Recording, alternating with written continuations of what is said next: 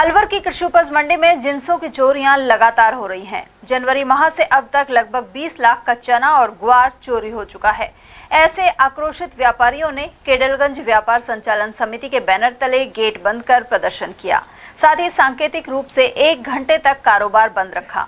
समिति अध्यक्ष सुरेश जलालपुरिया सहित व्यापारी अशोक सिंघानिया के अनुसार पुलिस के उच्च अधिकारियों तक सूचना दी जा चुकी है, लेकिन पुलिस व्यापारियों को भ्रमित करती रही।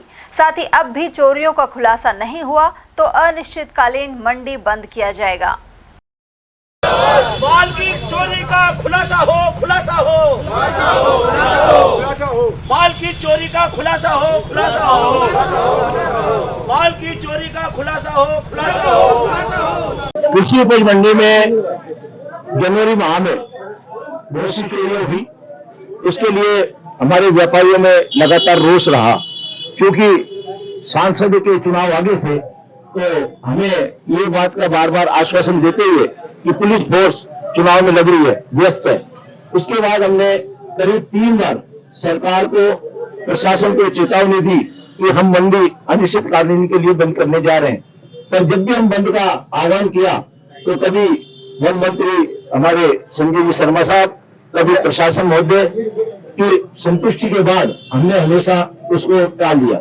लेकिन अब 3 दिन पूर्व आम मीटिंग में सभी व्यापारियों ने निर्णय किया कि जब तक हमारी चोरियों का खुलासा नहीं हो, चाहे वो चोरी में कोई भी लिप्त हो, जब तक हम 1 दिन का सांकेतिक बंद रखेंगे।